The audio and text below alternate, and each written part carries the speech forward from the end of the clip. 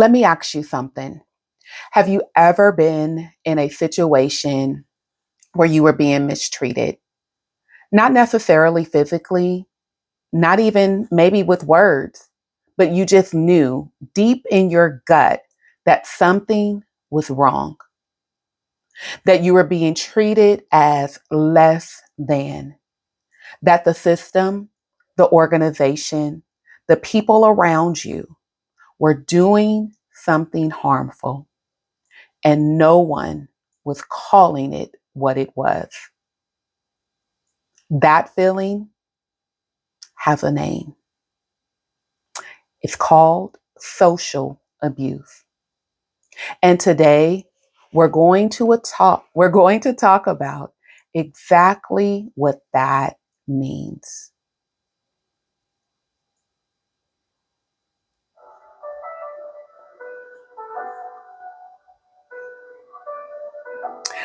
Welcome back to the Social Abuse Podcast. I am your host, Vanessa Calloway.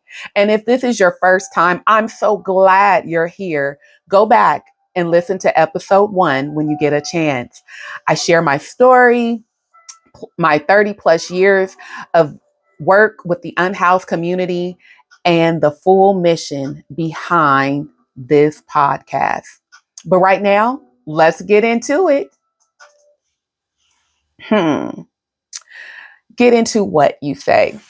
So, in episode 1, I told you that one of the core purposes of this show is to raise awareness about social abuse. I told you that you cannot fight what you cannot name. So, today, that is exactly what we're doing.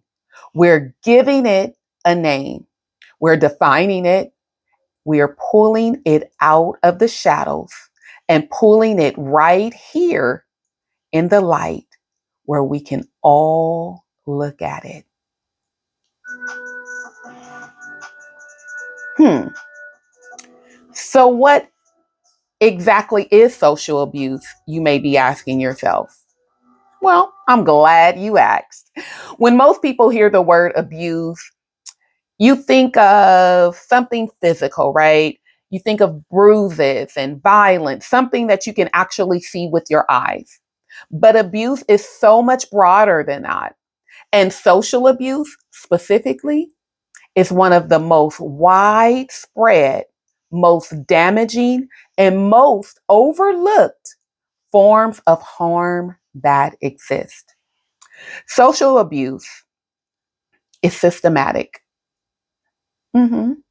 So, social abuse is the systematic mistreatment of individuals or groups through social, institutional, and community based actions that strip away dignity, limited access to resources, isolate people from support, or reinforce their exclusion from society. Let me say it in a different way. Social abuse happens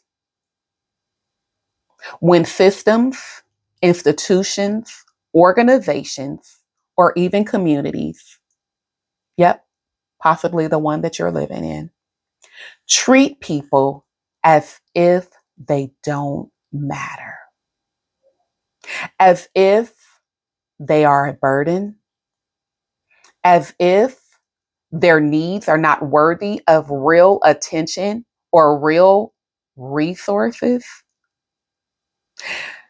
And I want to be clear, it's not always intentional, but honestly, that's the thing that make it so dangerous. Sometimes it's baked into policy. Sometimes it's in a way the services are designed. Right. You heard me. Yep. Sometimes it's in your design, service providers. Sometimes it's in the language we as people use. And sometimes, quite honestly, it's very intentional. And the people I'm referring to, the ones that are doing it intentional, They're just hoping nobody notices. And here's what I want you to understand. Social abuse doesn't just happen to the unhoused. It happens to the people that are trying to serve them too. I've seen it. I've lived it. There are organizations out in these communities, newer organizations, grassroots organizations led by people who actually look like and come from the communities that they're serving, who are doing real, meaningful work, but they don't have the deep pockets. They don't have the long-standing political relationships. They don't have the right people in their corner. And what happens to them? Hmm. Do they get in a room, you may ask? Yeah, they get in there. Barely. You know how you running late for something and you barely meet it before the door closed? Picture that. They're allowed a seat at the table, but it's the seat that's closest to the door. Their ideas are heard, but not listened to. Because when we listen to people, action follows. Their suggestions are noted and then quietly set aside. There's an unspoken expectation. You are here to execute, not to lead. You are here to do the work, not to shape the direction. So stay in your lane, take the contract, and don't ask too many questions. You know, if you're a parent or if you grew up in the era that I grew up in, back then, parenting was a little bit different. And there was this stay in a child's place, right? Speak when spoken to.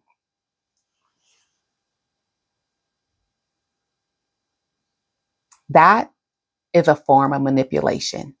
And it is absolutely a form of social abuse. Local governments and established power structures do this constantly. They use smaller organizations as the buffer, right? You're the face to reach communities they can't access themselves. And you may say, what you mean they can't access? Because see, homelessness, social abuse, it's not new. It's some things that we've put names to. So the trust and there's some damage and there's the lack of integrity that have been established decades prior to now. And so they can't access or reach the people because there's no trust there, so to speak. Right? So they use smaller organizations as a buffer, as the face. To reach communities they can't access themselves, to check that diversity box. Because every grant have boxes that you have to check off. And some of those grant requirements is diversity. So they use smaller organizations as a buffer to reach communities they can't access themselves, to check a diversity box, to point to as proof they're doing something. But there is a but. The moment those organizations start advocating too loudly, pushing back too hard, or asking, what are you really doing with the money? Suddenly, the contract doesn't get renewed. Suddenly, the collaboration gets a little colder. Suddenly, the phone calls takes a little longer to be returned. And sometimes it's none of those. Or sometimes it's a combination. Once the collaboration gets a little colder, you have smaller organizations that then have to weigh out the social abuse, the mental stress, the discrimination, and ask themselves a question: do I continue down this path? Because physically, mentally, spiritually, and emotionally, I am being stripped. I am being pressured. I am being weighed down, and I don't see a light at the end of the tunnel. So, with that pressure, what some organizations do, they get a two fingers. Peace out. Let me figure it out another way. But if I'm not here to do the work, who's going to do it? Right? So they walk away. We'll talk about that in another episode.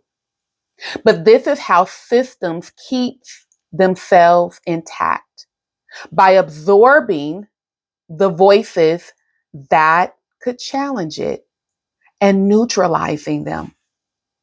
So if you're taking notes, I want you to write this down. True partnership means your voice shapes the outcome, not just your labor. True partnership means your voice shapes the outcome, not just your labor. If you're being used without being valued, that's not partnership. That, my friends, is exploitation dressed up in non-profit language.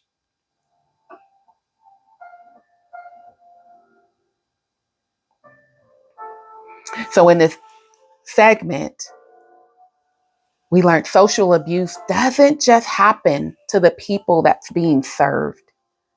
It happens to the people brave enough to serve them too. So you may be asking, what does social abuse look like, Vanessa? I'm going to share 6 with you today. So I want to get a little bit more specific because social abuse is not abstract. It shows up in real concrete ways, especially in the world I spent 30 years working in. So let me walk you through, like I said, these 6 examples. Number 1, dehumanizing language. Dehumanizing language. The way we talk to people matter. I grew up in church, but I also grew up in a household where we were to respect not just elders, but everyone. And there were certain words that we couldn't say. And the Bible tells us, God's word tells us that life and death lies in the tongue, right? So it tells us that what we say is important and people are important to God. So they should be important to us, and how we talk to them should be important. So dehumanizing language, the way we talk to people, when unhoused individuals are referred to as the homeless, those people, those homeless people, as if homelessness is their entire identity. That is social abuse. When people in need are called burdens, liabilities, or problems to be managed rather than human beings to be served, that is social abuse. Language shapes how we treat people. And degrading language is often the first step toward degrading treatment. Number 2, systemic exclusion. This is when systems are designed, whether intentionally or not, in ways that keep certain people out. Think about services that require ID to access, but offer no help obtaining one. Think about shelters with rules so restrictive that the people who need them most can't meet them. Think about resources that exist on paper, but are practically impossible to reach without transportation, a phone, or a permanent address. The gap between what's promised and what's accessible, that's social abuse. And I want to pause there for a moment because some of my listeners, you're local, and you may say, well, Vanessa, that's not the case in Richmond, right? Um, we have transportation for our unhoused. We even have X, Y, and Z. So this one may not apply to Richmond. But I want to be clear, this podcast is not solely for Richmond, California. This podcast isn't solely just for California. This is nationwide. And there are things that are transpiring nationwide that I'm quite sure, if not all, at least one of these examples pertain to your county, your city, or your state. Moving on to 3. Number 3, silencing and disempowerment. This is one of those that's close to my heart because when people most affected by a problem are never invited into the room where decisions are being made about that problem, that's social abuse. We talked about it a few moments ago in an earlier segment, how you may have made it into the room barely. You may be sitting at the table. You may be able to voice your thoughts, but you're not being listened to. So this takes it a little bit further. When someone shares their experience and is dismissed, talked over, or told they don't understand their own situation, that, ladies and gentlemen, is social abuse. The audacity to tell me what's best for me and not hear my experience or tell me my experience isn't my experience at all. Removing someone's voice from their own story is one of the most profound forms of harm there is. That is social abuse. Number 4, institutional neglect. When organizations and agencies have the resources, the funding, and the mandate to care for people and they don't, that is social abuse. When contracts are renewed year after year for programs that aren't working, while the people those programs are supposed to serve continue to suffer, that is social abuse. Let's take a pause. To the parents there or educators, IEP, Independent Educational Plan. This is a program in place to help support our students, right? And so you have a team of individuals that come together that put a plan in place for the young person. Now, with this IEP, there should be some progress because when the next IEP meeting takes place, there should be those from the original meeting saying, this is where Lil, Timmy, Johnny, give them a name, have improved. But if there isn't any improvement, there still needs to be a discussion because something needs to be tweaked, right? An IEP wasn't created to stay the same. There should be progress. It grows as the child grows, right? Institutional neglect. So I want you to listen and I want you to hear this next 2 sentences I'm about to say. Neglect is not passive, period. Neglect is a choice. Number 5, community stigma. You've heard it. Not in my neighborhood. Yeah, I want them to get help. Not in my backyard, though. I don't want them here.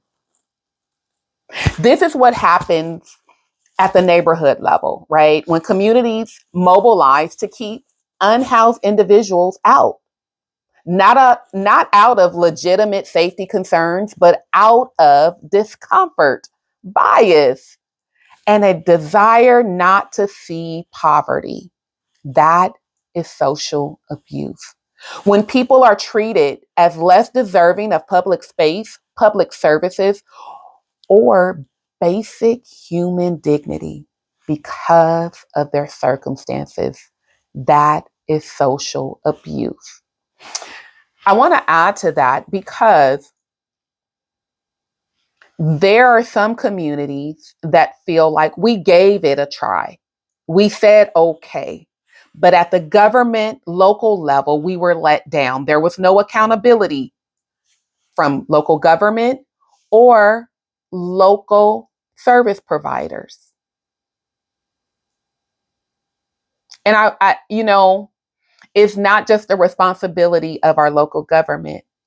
We as community members have a responsibility as well. So I'm going to say that last part again. When people are treated as less deserving of public space, public services, or basic human dignity simply because of their circumstances, that is social abuse. Number 6, the bust them out approach. And I use air quotations only because it's not always through a bus method, right? And so this is something that I witnessed personally.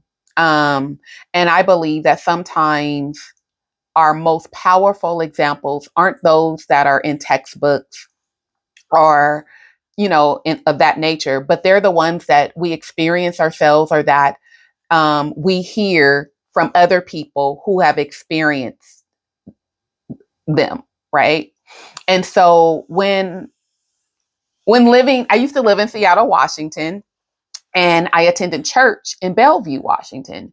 And I witnessed something that still sticks out to me today. So if you know anything about Bellevue, Bellevue is a wealthy city, an affluent city, a city that prides itself on appearance, right? Its cleanliness, its image, its reputation as a place that has it all figured out. And what did they do with their unhoused population? They redirected them right out of the city. They literally shifted the unhoused individuals from Bellevue into Seattle, out of sight, out of mind, problem solved, right? No, the problem wasn't solved, not even close. Because, see, whether I'm in Richmond, Texas, Arizona, or Bellevue, Washington, I'm still called to love on the unhoused. So I was tasked with an outreach project, so to speak, um, to get into the community. And so for me, unhoused is near to me. I lived in Seattle. I'm new to the area. I see all the homelessness taking place and the unhoused on the streets of Seattle. Bellevue didn't see it. So I began to ask questions. Okay. So out of sight, out of mind, problem solved, except the problem wasn't solved, not even close.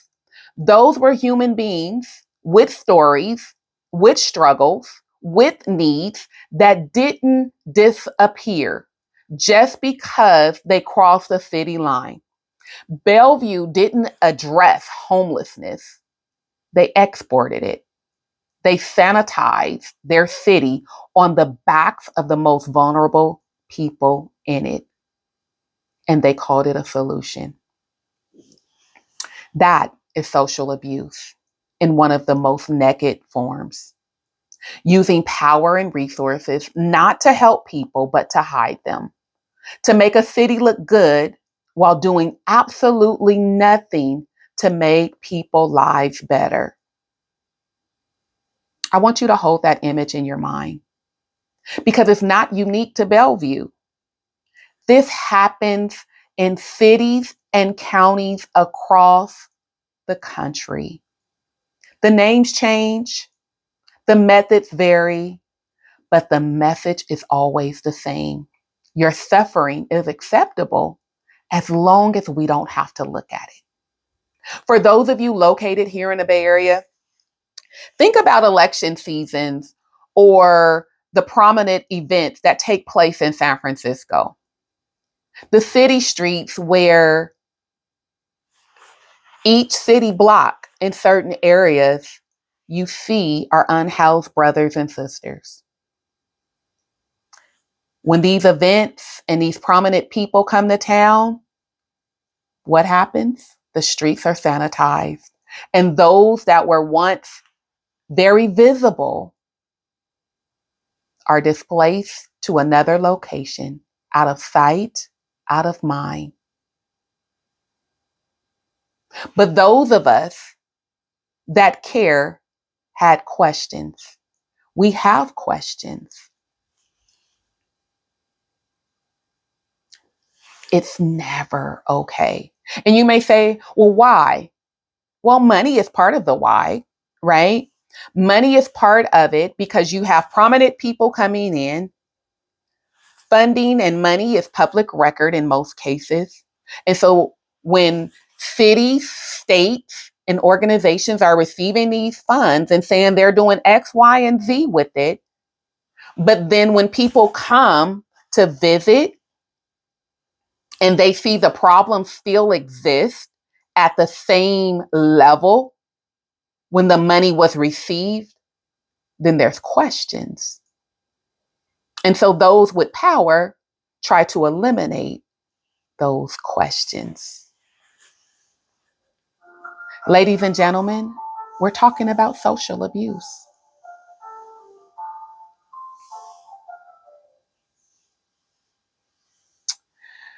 Why naming it matters.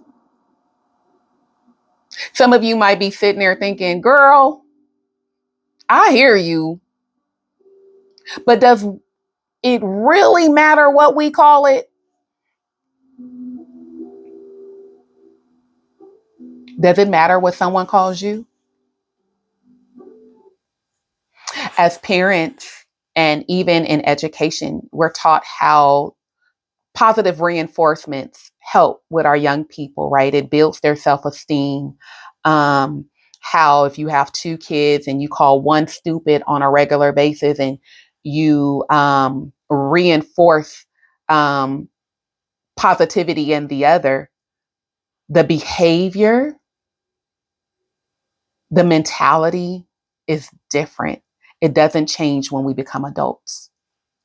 So, yes, it absolutely does. And here's why. When we don't have a name for something, we can't organize around it. We can't hold anyone accountable for it. We can't build policy to address it. People who experience it are left feeling like something is wrong with them rather than recognizing that something wrong is being done to them. I have sat with people who have been shuffled through systems, denied services, talked down to, ignored, disrespected, and discarded. People aren't meant to be discarded. Trash is discarded. These people who have been talked down to, disrespected, discarded, ignored, they blame themselves. They internalize the message that society has been sending to them their whole life, that they don't matter, that they are the problem, that the sickness, be it mental illness, addiction, or just one bad decision, dictates the rest of their lives. So you see, naming social abuse is an act of restoration. It says, what happened to you was real. It was wrong, and it has a name. And once we name it, we can figure it out. Social abuse.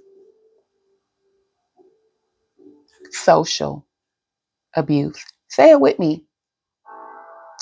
Social abuse. Because when we hear social, that sounds fun. But then when it's followed with abuse, it's unsettling. And if it isn't, it should be. So you may be asking, where do we go from here? Over the coming episodes, we're going to dig into every layer of this. We're going to look at social abuse inside the shelter system, inside government policy, inside the contracts that govern how services are funded and delivered. We're going to hear from people who have experienced it firsthand. And we're going to have the hard conversations with people in power who have the ability and the responsibility to change it. And I want to say here again, it's not only the responsibility of government. We as community members have a responsibility as well, even if we feel our responsibility is to hold government accountable. Okay? Because social abuse, it doesn't survive in light, right? We know the saying, only light can drive out darkness. The more we talk about it, the more we name it, the more communities understand what's happening in their communities, the harder it becomes to ignore. So I'm not here just to bring it to your attention. Yes, that's the first step. That's the first layer. But I'm here to give you language. I'm here in hopes that you will join me wherever you may be in making that change. And so if you're an organization and you want more one-on-one or group sessions for your coworkers or the people that you're working with, there's some consulting that's available. You can email me at W2, the number 2, L as in love, consulting at gmail.com and schedule a consultation. All right, y'all. That was episode 2. We started with deep breath in. Whew. Let's exhale. And so we defined social abuse. We looked at what it looks like in the real world, from dehumanizing language to systematic or systemic exclusion to the manipulation of smaller service providers, to cities literally redirecting their unhoused neighbors out of sight. And we talked about why naming it is the first and most important step toward bringing some restoration. Now, I have to tell you what's coming up in some of our future episodes because I am so excited about this. In an upcoming episode, we are going to sit down with some very important voices from right here in Richmond, California. We'll be joined by Richmond City Council candidate. He's known as Southside Son, Brandon Evans. We'll also be joined with Richmond Mayoral candidate, Demlish Johnson, as well as our current Richmond City Council member, Dr. Jamila Brown. We're going to have a real unfiltered conversation about what accountability looks like at the local government level, about funding, policy, community care, and what it looks like, what it truly takes to lead with integrity on these issues. That is a conversation I'm telling you, you do not want to miss. Until then, share this episode, leave a review. If you're watching on YouTube, share it, like it, subscribe, hit the bell. Talk about it at your table. Talk about it with your coworkers, with your neighbors, in your community. The more people who hear this conversation, the more pressure builds for the changes we all know is overdue. I am Vanessa Calloway, and this is the Social Abuse Podcast. Remember, there's a way to love that is right. Let's get to work.